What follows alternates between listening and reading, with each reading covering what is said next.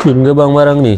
Nak tahu cun tak cun bang, abang try dulu bang. Abang boleh tengok review-review dekat beg kuning, ramai yang dah puas hati dengan bateri iPhone high capacity ni bang.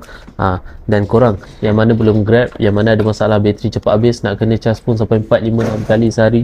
Bateri iPhone high capacity ni kapasiti mah lebih besar daripada original, bateri dapat tahan lebih lama. Untuk iPhone 12 ke atas, korang boleh diagnose akan use, tak ada keluar NOM part, tak ada keluar memory fight part guys.